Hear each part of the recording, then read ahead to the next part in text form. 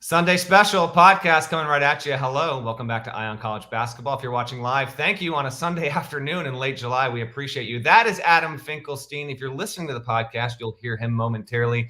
I, of course, am Matt Norlander. Gary Parrish, where is he? Well, GP actually had some CBS Sports Network duty in New York City. And since this podcast is going to be a recruiting special, I've been on the road.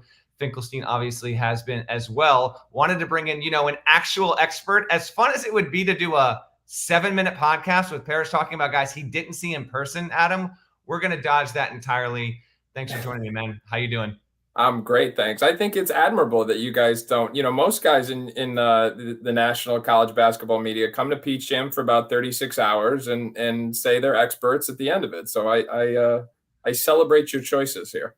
I actually was at normally I'm normally at Peach Jam for about 4 days, but This year I actually was at Peach Jam for about 36 hours. That's for a different story. That's a teaser. I won't reveal what that is. You'll see it on the site later this week. We're going to start this podcast. We're going to talk about a ton here. If you're interested in Gigi Jackson, DJ Wagner, Mo Elite won the actual Peach Jam. If you're curious about guys at the top in 23, maybe a couple of good 24 guys, and yes, even a couple of 25 guys, we're going to try and hit on a lot of national themes here, a lot of programs to get covered, a lot of players to know about. Adam's going to tell you all you need to know, but we actually kind of unexpectedly need to start this episode with news that I broke minutes before we went live here. And this had been gaining a little bit of steam, at these events. Bill Self, coach of the Kansas Jayhawks, and his assistant, Curtis Townsend, they were taken off of the road for the live July period, for the entire month. To be clear here, some coaches, when I first got tipped to this, some coaches believe it was spring and summer. I can't actually confirm that it was definitely spring. There's a potential for that as well, but they were 100% off the road for the live July period. This obviously stems back to the years-long NCAA case. If you're listening to this podcast and getting to it late Sunday or Monday, Nada, let's just make sure we put that news or that headline in the pod description on YouTube and in the pod, be it on Apple Podcasts, Spotify, etc. You can go read it there. Just a quick headline there. But this is significant. It's Bill Self, one of the best recruiters of the past 2 decades, coming off a national championship and not being able to be on the road at these events. There's more to the recruiting than just showing up and being at the games, as Adam can and will attest to. But still, let me just put it to you this way, Adam. Significant that Self, and that's 2 of the 4 that coaches can have. Programs have 4 guys on the road, a head and usually 3 assistants, but you get 4 people across the country. They were down 2 of these guys in July. From a practical standpoint, in your opinion, Adam, how impactful is this for Kansas to not have Self be able to see these games? And oh, by the way, it's to be determined whether or not Self can even now. Maybe I want to be clear on this before I tee you up. Maybe Self and Townsend can be texting these guys, but some schools in the past have actually put an outright ban. No contact period. You can't be on the road. And if you're on this suspension, if you will, you can't contact recruits. So we don't know if that's the case with Bill Self, but be it if it's not or if it is, just not being at the games to be able to say you were there, your head coach, Adam, how damaging is or isn't this for a program like Kansas as its case continues to go without near resolution here? Coming off a national championship, I don't think this is all that damaging to Kansas. And what I would offer as proof to that is the fact that no one even recognized it until the last day of the recruiting period. You just broke the news about 20 minutes before the final game of the summer ended. And the reason why that's relevant is because you can usually tell a school's recruiting priorities based on the locations of a head coach. And the schools in which Kansas is recruiting against was no doubt making that point. You're going up, whoever it is you're recruiting, if they're recruiting against somebody else, that other school saying, hey, where's Coach Self? We've got our head coach here. So the fact that it didn't come to the forefront of people's attention until the final day of the period is, to me, indicative of the fact that, hey, this isn't necessarily as big of a deal as we think. As you mentioned, this is rooted all the way back in the FBI case of years ago. In my mind, Kansas has already gotten over kind of the negative impact that case had in their recruiting. We saw them just deliver a monster recruiting class last year. So when you're riding that type of wave of momentum, both a star-studded incoming recruiting class as well as a national championship, the fact that Bill Self isn't on the road in July, in my mind, is not that big of a deal long-term. And getting feedback from a few coaches, some echoed that exact thing. Some thought it was notable, and I would agree with this take, in that Kansas privately has been fighting tooth and nail pretty much almost every single allegation in detail in the notice of allegations from the NCAA and from the IARP. and trying to hope that they can win out with its lawyers and beat this process, even though there are 5 level 1 allegations against Kansas. That includes a lack of institutional control, which has been a biggie in years past in terms of a postseason ban. Bill Self has a coach control charge. I'm not going to completely run down the history of this Kansas case. In fact, if you've listened to this podcast for any amount of time, we have talked about the Jayhawks in this specifically. So you're more than likely familiar with it. Whether it affects how good Kansas's recruiting class will be is interesting. There has been a precedent in years past with blue bloods. North Carolina obviously comes to mind. The cases were not remotely the same, but Carolina was caught in the muck for years and years and years with the academic case. It did. Roy Williams talked about it on the record. It did have an impact on their recruiting. With Kansas, this has been going on and on, but this is the first indication of compliance on behalf of Kansas with the NCAA and the IRAP, Adam.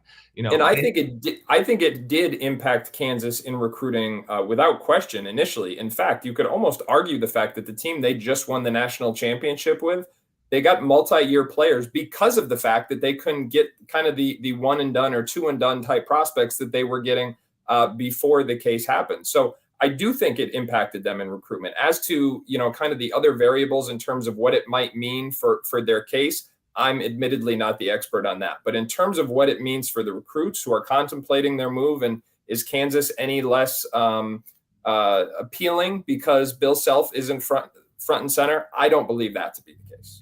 Yeah, and you would know that as well, really, as anyone there. What we don't know is how long this is going to last. Will this be just a thing that ends in July? Coaches can go again in about mid-September to see recruits in person, see them at their high schools or at their prep schools. There's no game action again, basically until November. Right. And the key component here again is whether or not, recruits like to have communication with some coaches. Whether or not that's just some of the staff or the entire staff remains to be seen. But it is a news peg. Go ahead, Adam. And I think that's far more important. They need to be able to talk and communicate to the head coach. They don't necessarily need to see him sitting front row, because if they can communicate with him, he's sitting here watching the stream just like everybody else and providing feedback, and they're in constant communication. It's really not a big deal. If they can't talk to the head coach, at that point, I think it becomes a potential obstacle. As if anyone's listening wondering, well, when's this Kansas case going to get resolved? That remains to be seen. I've been told by sources, and that got reiterated to me today. Bill Self and Kansas have not gone in front of the fire, if you will, and had their major hearing that they're waiting for. Like, I don't know if this has been reported or not, but Penny Hardaway in Memphis, they already did that.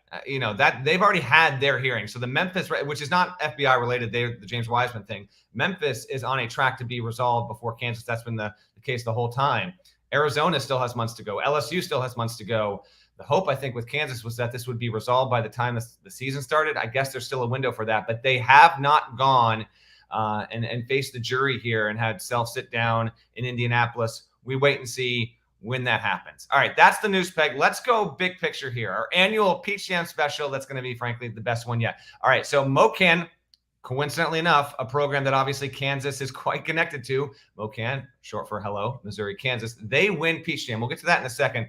I do want to, I feel like there are actually multiple news pegs coming out of Peach Jam, Adam. Yeah. Yep, absolutely. I think we have to start with GG Jackson only because, now, it was expected. He was going to reclassify, and then he was going to commit to South Carolina.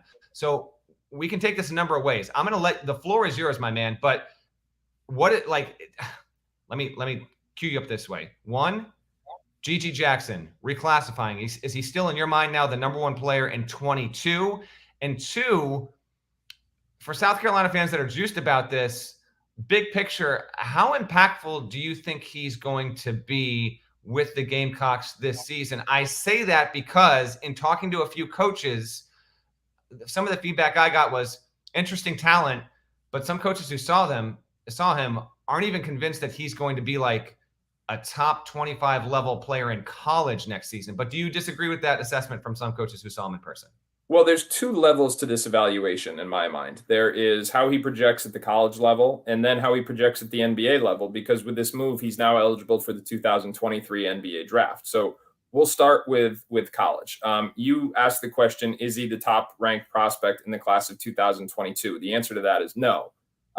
Nick Smith, who's going to Arkansas, will maintain that spot. Frankly, I don't think he's number 2 either. I think that goes to Derek Lively, who's going to Duke. the 2023 recruiting class, even with the amount of players that it lost, whether through overtime elite, G League, or reclassifying to 2001, is still a much better group than the class of 2023 from top to bottom.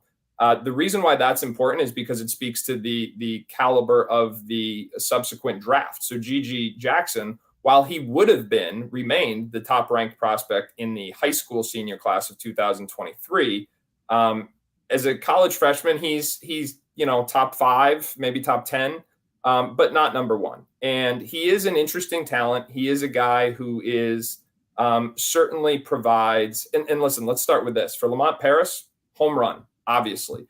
I believe this was the initial plan with Frank Martin. When Frank Martin was the head coach at South Carolina, it had been widely speculated that GG Jackson would commit there, would end up reclassifying and ending up there as soon as this, potentially even earlier than he did now.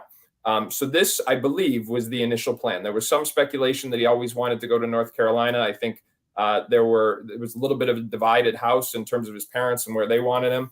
But when Frank Martin gets fired, it opens things back up, because they had been very clear with that administration that Frank Martin was their guy. So Frank Martin gets fired anyway. And at that point, that's where North Carolina becomes the option. Obviously, Lamont Paris comes in. They continue to work that. They flip the commitment. And the fact that he becomes draft eligible a year earlier is significant, because at North Carolina, the roster is much better. They don't have the immediate opportunity for GG to go in and make the splash that he can now theoretically make it South Carolina. The question is, and you alluded to this, what is he capable of doing year one for a first-year head coach on a roster that is not considered to be in the top half of the SEC? For me, that is a fair question. I think offensively, he's a guy that right now really wants to stretch his game to the perimeter. He calls himself, he's a 4 who wants to be a 3 who's actually closer to a 5 in my mind. He's at his best around the rim where his physical tools can really shine, but he shows potential putting the ball on the floor and long-term as a shooter. That's going to be more important, I think, when you start to project him out to the NBA. But what he's not is a polished shot creator or someone you can build your half-court offense around next year, to the point many of the coaches you talked to were making. So, and then from an NBA standard, you project him out and you say, okay, we think he's going to be able to shoot. We think he's going to be able to put the ball on the floor a couple of times. But is he as versatile defensively as we want him to be? And that's been the concern that I've heard the most from NBA scouts, because those have been the people I've been talking to most. And they said, they list him at 6'9". He may be 6'8". In our world, he's closer to a 5. And that prototype, there's just not a high demand for right now. So we need to see how mobile and how switchable he is next year at South Carolina. So to summarize, I think he certainly makes an impact at South Carolina. It's a great boost of momentum, but this is not a plan that is without risk. He's going to have all eyeballs on him. NBA scouts are going to be watching his every move. Local South Carolina fans are going to be watching his every move. There is going to be a lot of pressure on a young freshman who's coming in without having the benefit of summer session and really going to be looked on as a bit of a savior. And I'm not sure he's quite ready for all that. You're hitting on so many themes that I've heard from coaches. First of all, I'm an absolute height truther with GG Jackson. He ain't 6'9". He's not like, and whatever, just he's 6'8". If he was like 6'7 3/4, I'd believe it. But they're, as you well know, like NBA people, they care about that stuff a ton. He's not that big. The shot creation, it's like blatantly obvious when you see him and when you see him in person. I did get to see him in person at Peach Jam. He had a showcase game against the New Jersey Scholars that CP3 won. But a coach was telling me that they're rooting for him to do well, but for both him and Lamont, this concoction has so much potential downside to it in terms of, you're going to bring this guy in. Lamont's been with the rest of the team. Like, maybe they had designs on getting him and all that stuff, but you're going to, how quickly will the chemistry work? How much should be on GG Jackson's shoulders? He's a local product. It's South Carolina basketball. What should be the level of expectation there? Yeah, if you're a South Carolina fan, you should be extremely excited that this guy's coming. But I just had a few coaches, because what I try and do is the coaches that have seen him play like you in person way more times than I, just give me a feel of like what you see with this guy. And I even had one coach tell me he doesn't even see him as a one and done talent. Like, he thinks that he's going to get to college and actually prove to be like kind of, maybe he'll go after the first year, Adam, and be like the 21st pick or whatever. But really in terms of him blooming to where he could go to the NBA and have more immediate impact. One coach who's power conference coach was saying he wouldn't be surprised to see if it took Jackson 2 years. Well, that to me is the other variable that's really interesting because, as I alluded to, the 2023 NBA draft, this is next June, is projected to be a really good one. So rushing, kind of rushing to the money, which we've seen a lot of kids like Jalen Duren and Amani Bates did this exact same thing last summer. They played Peach Jam and then they said, hey, I'm going to college in Jalen Duren's case, so I can get to the draft as far as I can. I even think Amani Bates, perhaps foolishly, I think his camp thought they were going to be able to get to the draft, even though he wasn't age eligible, but they thought somehow they were going to be able to get some sort of exception. So this is not abnormal. Jonathan Kuminga did the same thing. There's a long list. But the 2023 draft is a very good one right now. 2024, which equates to this current high school year that Gigi Jackson just left, that's one where we can't figure out who the new number one is. I know we're going to get into that later, but that's a draft that if I were in charge of a prospect or advising a prospect, I'd say, hey, you got a lot more upside in that one, a lot chance to go higher in the draft. And given the state of NIL right now, maybe we can bridge this gap, keep you in high school for a year. Because here's the other thing, Matt, kids are getting NIL to stay in high school. So, you can, there were ways to kind of, in years past, it's, as I said, a run to the money, but I do think there was kind of a strategy on the board that could have showcased his abilities and protected him a little bit more. I mean, he is fully exposed in this year at South Carolina. I'm not saying he's not going to do well. I'm just saying we're going to find out because this is not a situation that is tailor-made to protect him. By the way, if you are listening to this podcast and are like, what's up with Norlander's audio? I'm still on the road. I will be traveling back home soon. So that's just a quick explainer. Normally my audio is a little bit better. Let's talk number one players real quick. And if you want, let's go 23 class and 24 class. 23, DJ Wagner is number one in the composite, I believe. But there's a couple of viable options, including one of Wagner's teammates. For you personally, where is your opinion on this? And did it shift? Or are you sticking with what it was, say, going into July? Who should be the number one player in the 23 class? I would tell you that in 12 years of doing this at ESPN prior to joining 24/7 and CBS in April, this is the hardest year that I ever had in terms of figuring out who is the top guy.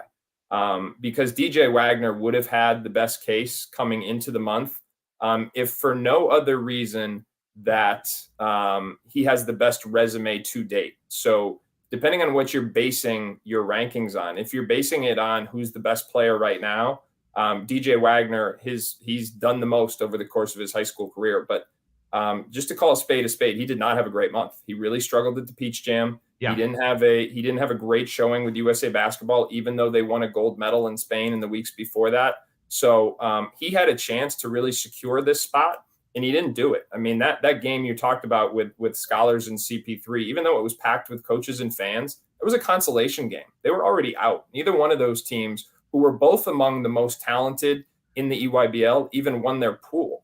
So, DJ Wagner, he may still end up number one. He's certainly in the conversation, but he didn't seize that spot. Xavier Booker's a prospect who actually plays on an independent team, so he was not at the Peach Jam. He's one of the most naturally talented guys in the class. So if you're betting on upside, maybe you're thinking about him. But in terms of production right now, he's not it.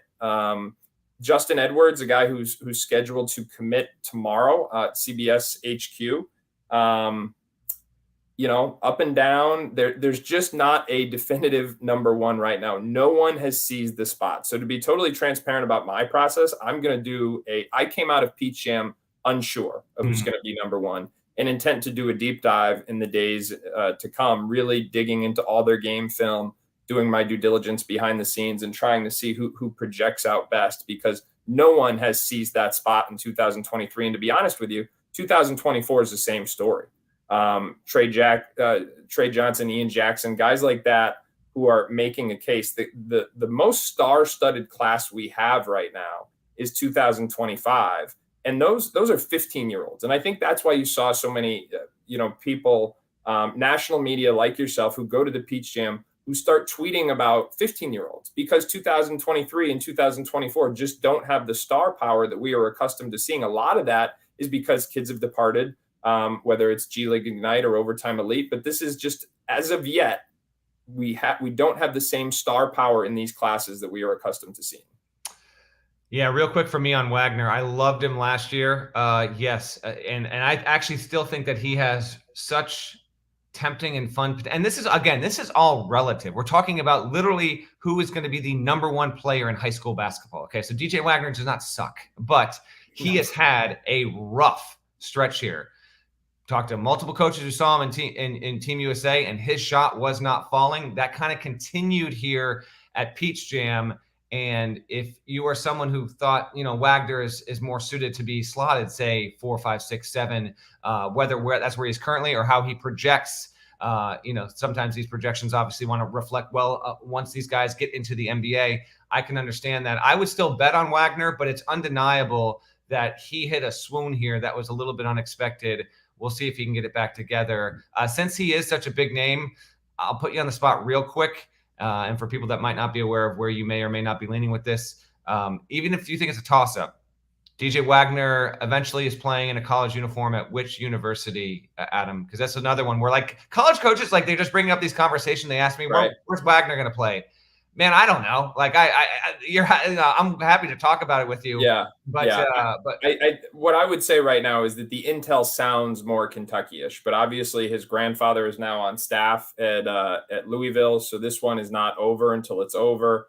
Aaron Bradshaw, who is been his teammate at Camden High School and also with New Jersey Scholars, their recruitment seems intertwined, but perhaps in a opposite sort of way. It's very conceivable that one ends up at Louisville and one ends up at Kentucky.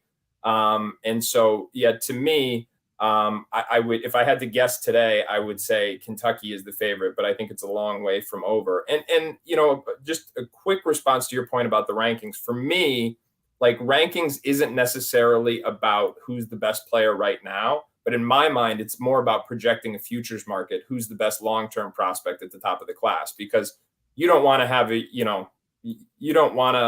there's a big difference between who's the best high school player, who's the best college player, who's the best NBA prospect. And I think at the top of the class, you've got to do your best to account for that.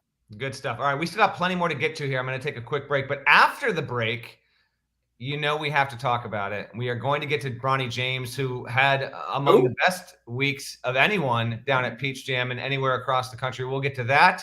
Plus, you heard Adam mention the 2025 guys. We're going to talk about that. There's a player named TJ Power you need to know, and other big takeaways from the rest of the week in July in recruiting. But first, a word from our sponsors. Fire it up, Nada. Now that you've seen them do the universe, it's time for them to do a new series. David, what are you doing? Nothing. This is gonna be cool. Well, we just came here to break stuff. Fire! Hey, what are you doing? Beavis and Butthead are back with an all-new series streaming August 4th exclusively on Paramount+. All right, let's talk Bronny James here. Now, he had a legitimately very, very good process, right? So Adam's going to lay out what you need to know about this, but let me vamp for a couple of quick seconds on this, because I actually, with what I was doing reporting, I was hoping that I would get to see Bronny James in person, but I was bouncing around the country. I never saw one of his games in person. What I've come to learn in talking to some folks here is that from a recruitment standpoint, obviously, it's a different kind of. Now, there's a question of whether he'll play in college or not, but the feedback I've received from a few different sources in the past couple of days is obviously the family is going to run this as much as the family has literally ever run any recruitment. We get that. That goes without saying. And Adam, the 6 schools I got told, and maybe there's more, and maybe the real list is fewer than this, but there are 6 schools that are kind of attached to this right now. I got USC, UCLA, Michigan, Ohio State, Memphis, and then Duke, although I was told that never count out Duke, but Duke with K versus Duke without K, that's almost like Duke by default inclusion. But again, never discount Duke. There could be more. There could be fewer. Those are the 6 that I were told if Bronny James is ultimately going to go to college. It seems like that's the grouping right now. Would you agree, disagree? If you've got a school to for sure put in there? You know, ironically, and I'm not going to say which one, but I spoke to one of the schools on this list and asked that question. I said, "Are you guys involved there?" And the answer I got was no. So I think that there's just a lot of questions about Bronny James right now. You're starting to hear more college talk. That I will say. There was a big assumption that he was just never going to play college basketball. A large part of that stems from the fact that LeBron very publicly on more than one occasion has said that his last season in the NBA will be, with his son. Of course, there's a rule similar. We just talked about Gigi.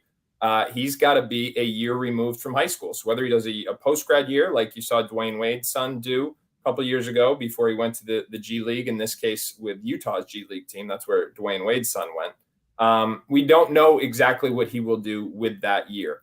I don't know of any colleges that are actively recruiting him at this moment. I know of some that have reached out and been told that he's not interested through a third party, but it is, there is, in my mind, no really good information here about what he's going to do and a ton of speculation. So John Shire did watch one of his games. I can confirm that. I was at that game. But Cody Williams was also on the floor in that game, too. So people were saying, I saw the tweets, Penny Hardaway and John Shire watch Bronny James. And I kind of went like, yeah, they watched Cody Williams, too, So who knows, which one that really was. So hey, if I can interject real quick for people that aren't familiar with Cody Williams, who's the better player in your opinion, Bronny James or Cody Williams? For people that don't even know who Cody Williams is. Cody Williams. Okay. All right. Continue. Yeah, Cody Williams. Yep. Cody Williams is one of the best long-term prospects in the class. I mean, he's a guy that is closer to potential than he is production right now, but he's the younger brother of Jalen Williams, who just got drafted out of Santa Clara. So he's a terrific prospect. So yeah, I don't think anybody knows exactly what Bronny's plan is. What I will say is that in terms of his game, we saw a clear escalation this week at the Peach Jam. Now, they were playing in what's called the PIT, which is basically the equivalent of the NIT.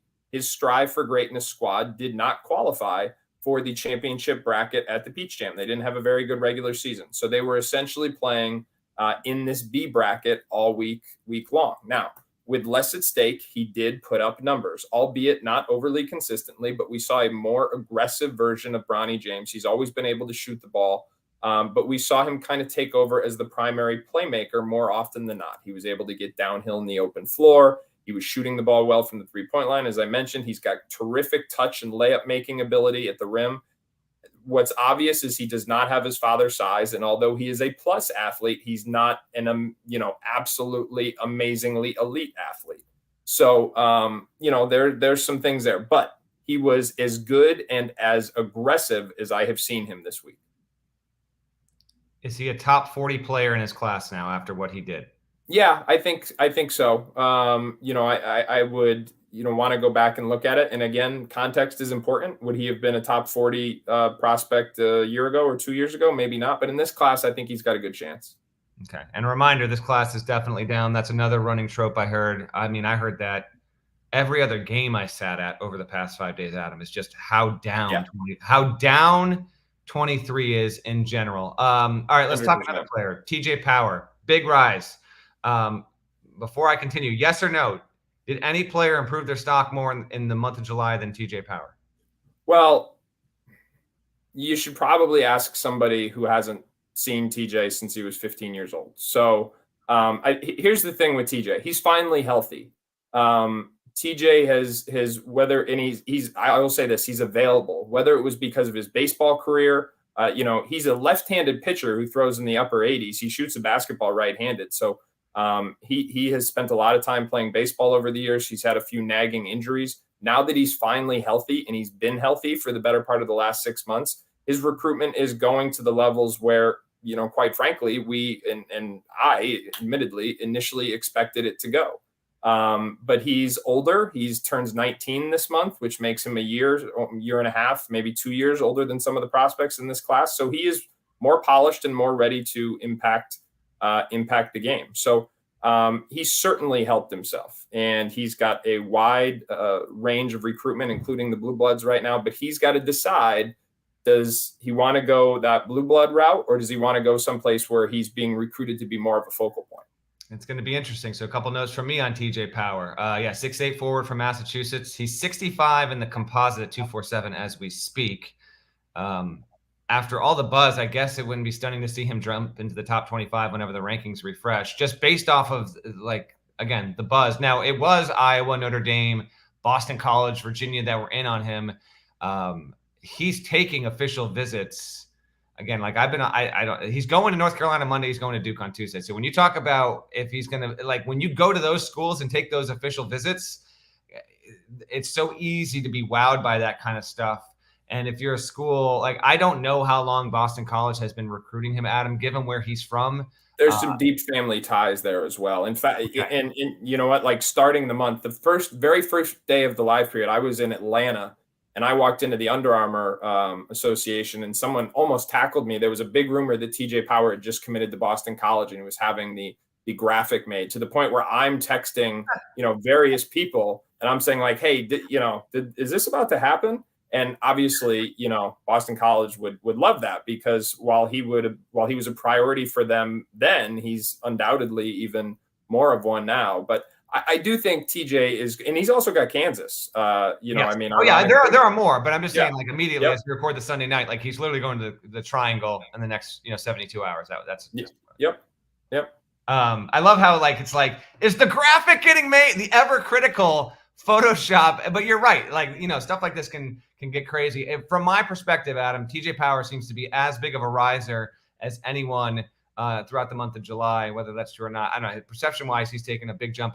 I was actually unaware of his age. Certainly that's a factor as well with this development there. Can we talk a couple of the younger guys? You mentioned class of 2025. Yeah, let's do it. All right. So Cooper Flagg, Cameron Boozer. Cooper Flagg. I'm loving the fact, and we're going to get to another guy from Maine that I saw in person out in Chicago, but Cooper Flagg, like, the pride of Maine. We've got dudes from Maine. There's a guy from, like, Idaho that's going to go play at Virginia. I love the fact that these players that are just from these uncommon places are suddenly, like, becoming, like, major Division I talents. But yes, there is a storyline developing here that 23 is down, 24 is down, 2025 might be the best in terms of top end talent there.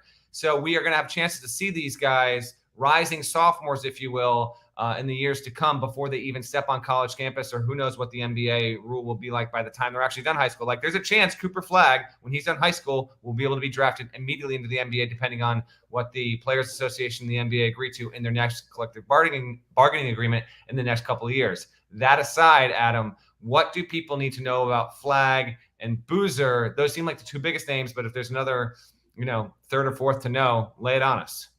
Well, I think this is the thing. What you said is absolutely true. 23 is down, 24 is down. People are looking for something to be excited about. And so 2025 provided that at the Peach Jam.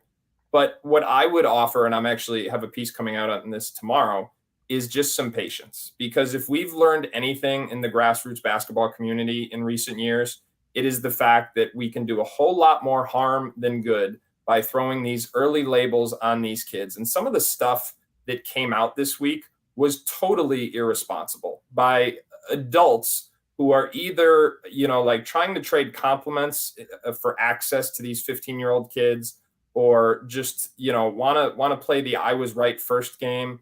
And let me acknowledge, like, I was guilty of this in the past. Like, I called Imani Bates the best 15-year-old I'd ever seen. To be honest, he was and still is the best 15-year-old I'd ever seen.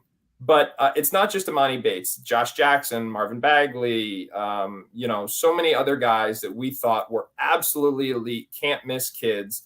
And it's just not fair. Cooper Flagg was literally compared to NBA Hall of Famers this week. And that is both irresponsible and unfair. So listen, Cooper Flagg is a very talented young man. Cameron Boozer is a very talented young man. Cameron Boozer's Knight Riders elite team, they won the E15 division. So they won that Peach Jam championship. They hammered Maine United, which is Cooper Flagg's team. You couldn't help but have some sympathy watching Cooper Flagg go through that, because this was a day after I think this was on Thursday. So, like, the mass media had arrived on Wednesday, and they started throwing out all these labels to Cooper Flagg. And then all of a sudden his team's down 18-0 on center court, and he's got to adjust to this. So I'm on my soapbox a little bit, but listen, I just think it's so counterproductive. I think the adults in the room need to just relax.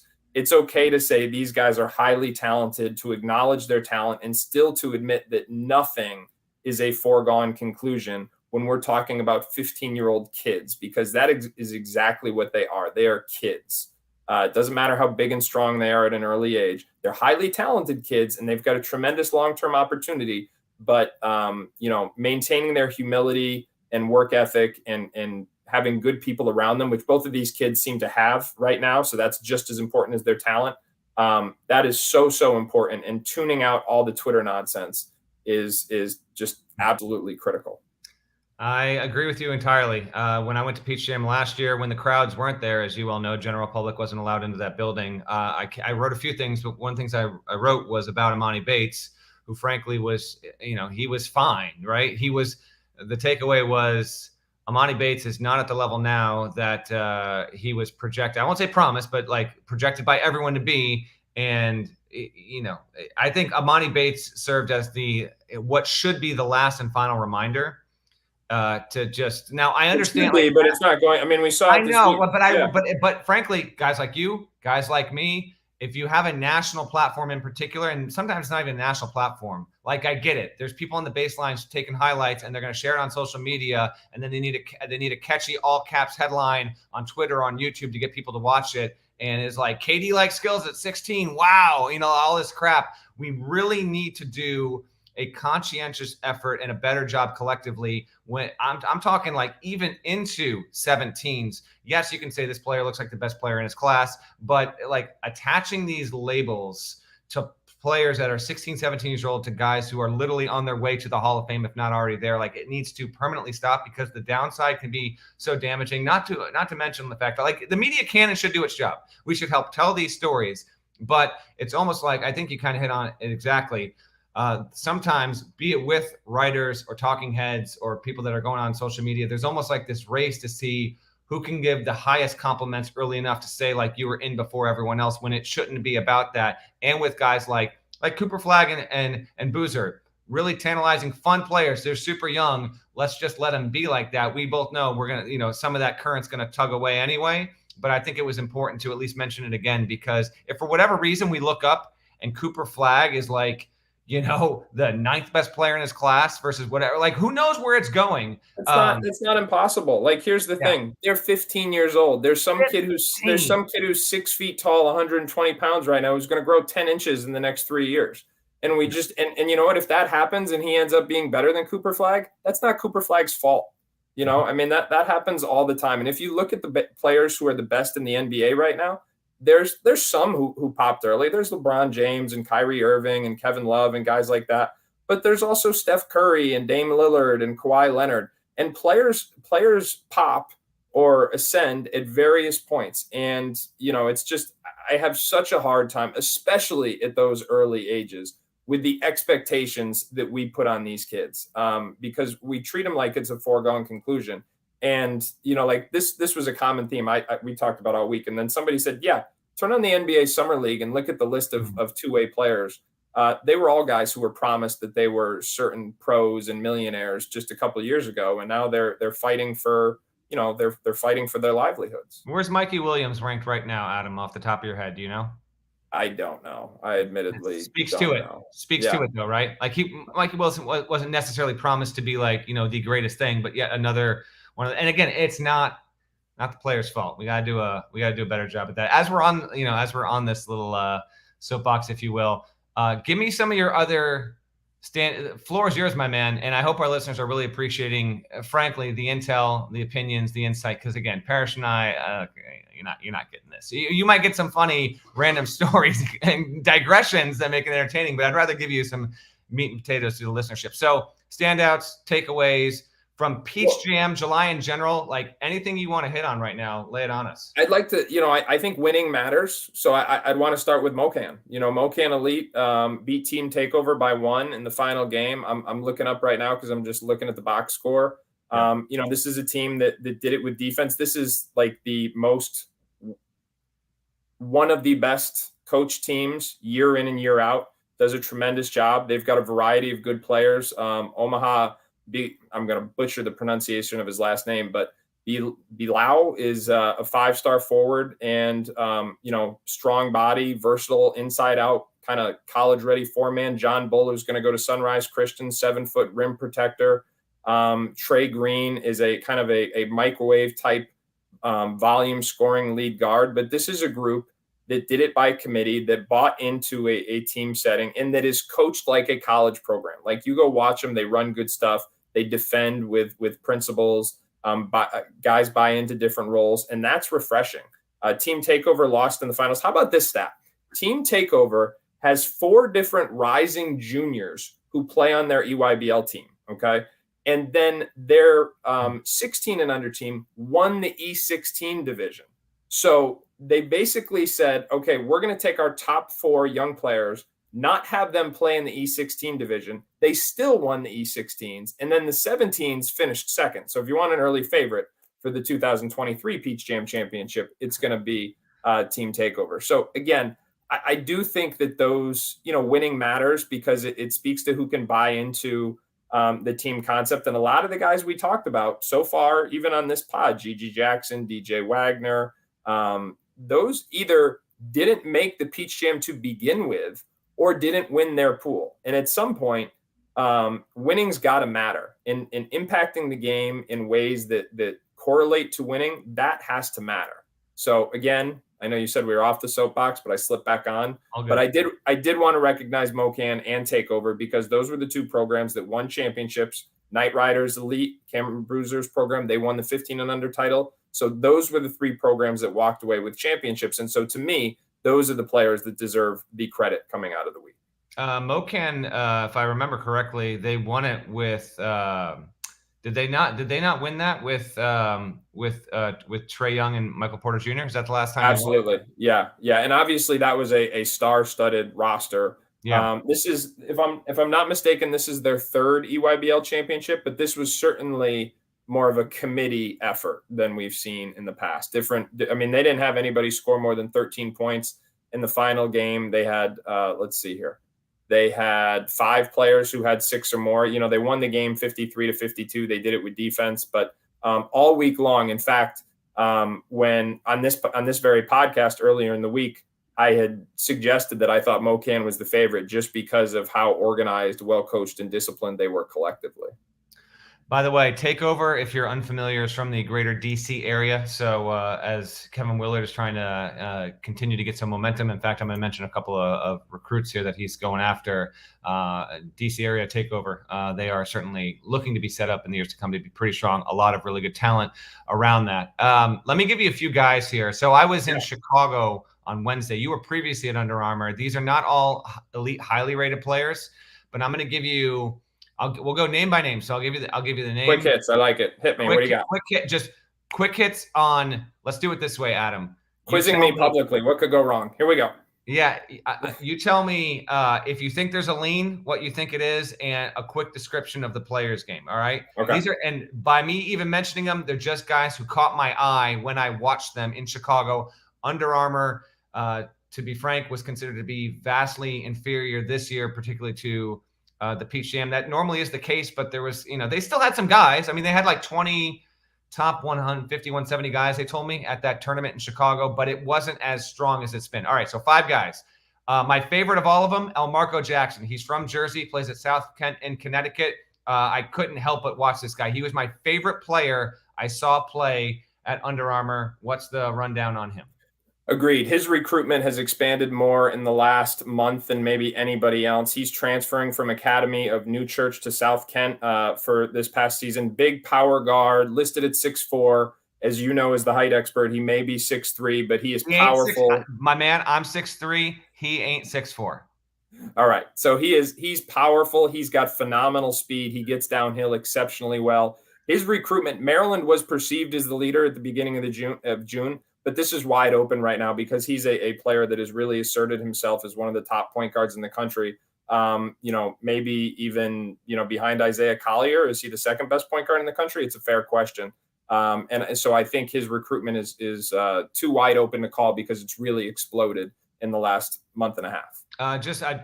For my own benefit and also for listeners, you just mentioned Collier. He's not on my list, but for people trying to keep track, where in the nation, like what part of the country is he from?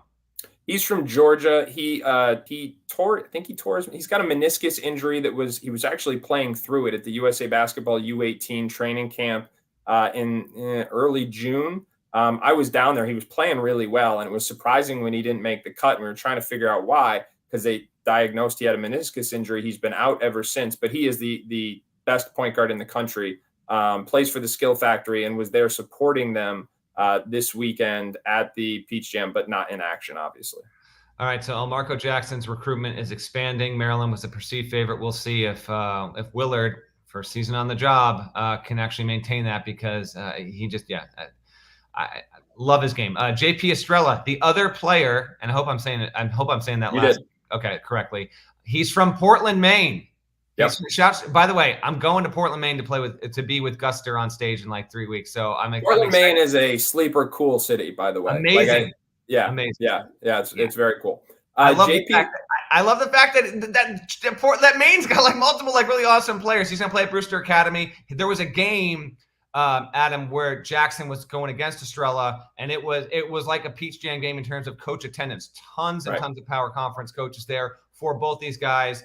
What do people need to know about Estrella? And has he been a slow ascent, or has he really turned it on, from the spring to now to elevate his standing in the rankings? So JP Estrella recently measured, I have documentation on this one, 6'10.5". He lists himself at 6'11", 6'10.5". To put that in perspective, he was 6'3" as a high school freshman. So he is a classic late bloomer.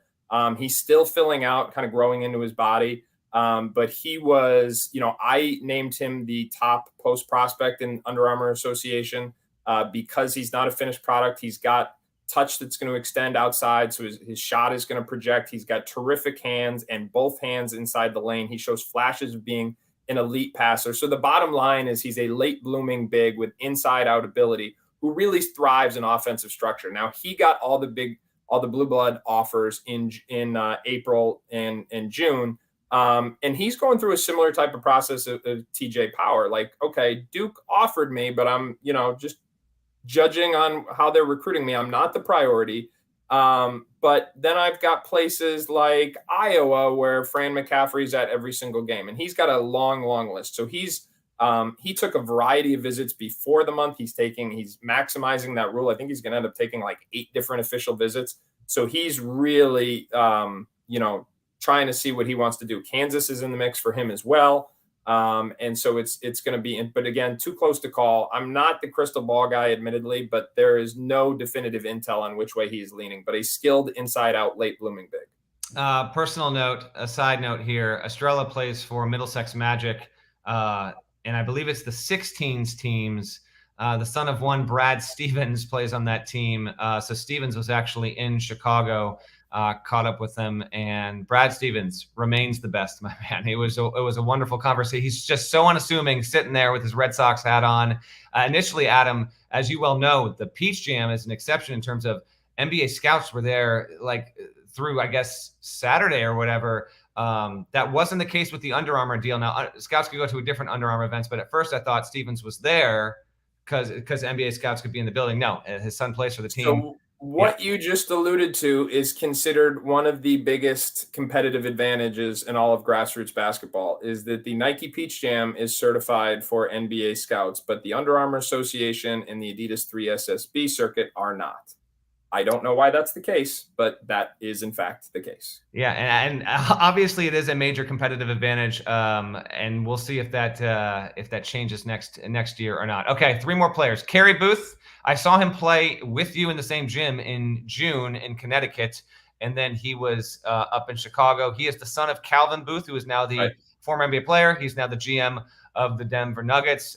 Real quick comment from me on this one, Adam. Coaches I've talked to are split on Kerry in terms of how high he should be considered in his class. I will say when I saw him in the Scholastic setting, June stuff, just so our listeners are clear, July was grassroots and June was more if you play with your prep school team, the competition isn't as high. But some coaches actually prefer that setting because of the kind of basketball that's played. They actually think it's a truer scout. your mileage may vary depending on the kind of coach you are. But overall, Kerry Booth, I actually got some split feedback on. Where do you land with him? And where does he fall overall in the rankings right now, so people can kind of get an understanding? Because he's certainly got some buzz to his. Yeah, he was the third best big man on my Under Armour Association board. So I went there in Atlanta week 1, and then after that I came back, went through my notes and the film, kind of broke down some highlights. They're on Twitter right now because I tweeted out some highlights of each guy. Kerry Booth is not a finished product. We talked about how JP Estrella is still growing into his body. Ironically, those guys are going to be teammates next year at Brewster Academy. Neither one elected to reclassify. For Kerry Booth, that course of action might have made more sense because he is not as far along physically. He's got to keep filling out. The reason for the intrigue is the overlap of size and skill. Obviously, he comes from good genes. But, with his front court size and his ability to stretch the floor, he shows some glimpses of athleticism when he's in open space, but doesn't yet have a strong enough body to play through contact. And the other thing with Kerry Booth is he is has as high of a basketball intellect as you would expect for a GM son. He's a very smart player in the front court. So just like Estrella, you can run offense with him. Kerry Booth, not a finished product. His best days are ahead of him. If you're deciding who the best player is right now, you're going to be lower on him. If you're deciding who the best prospect is long-term, which is what I think evaluators and college coaches are doing, you are going to be higher on his long-term projection. So because his projection is longer, like we could have a situation where maybe would his pool of programs recruiting him, could that expand even more in your opinion? Yeah, I just, I don't like, he's not a one and done candidate in my mind. He needs time to grow out, to fill out, to grow and fill out.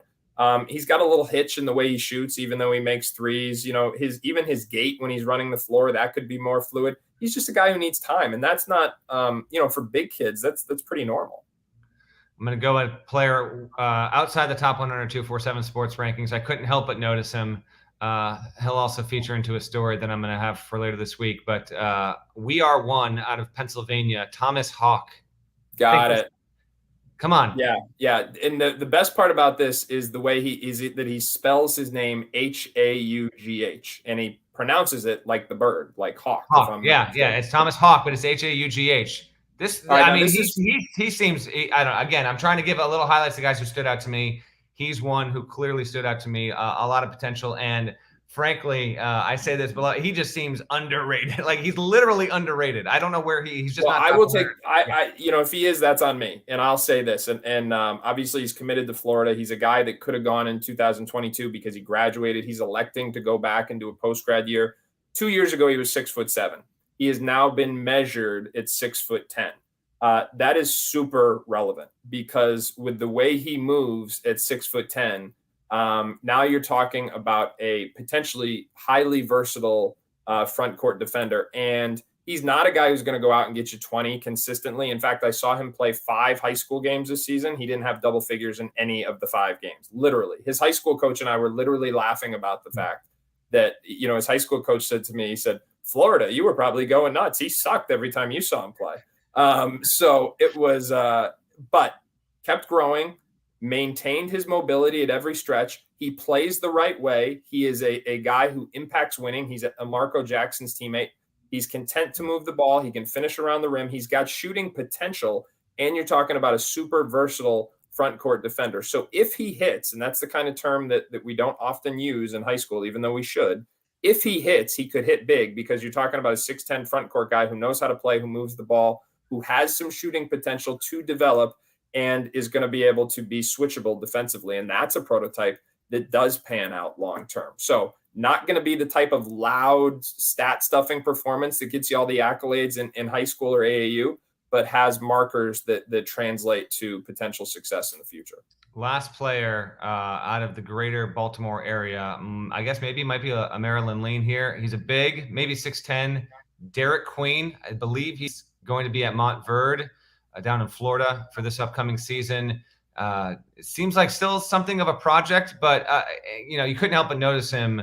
At least I couldn't when I watched him play. How much development is there still to go versus finished product? Having said that, you can clearly see there's development to go. What's the rundown on him, and do you think he'll eventually be a Terrapin? Well, he's a 24, so he's got 2 years left of high school, and he was a guy who was recognized at a really early age. In fact, he was #1 in the country as a sophomore.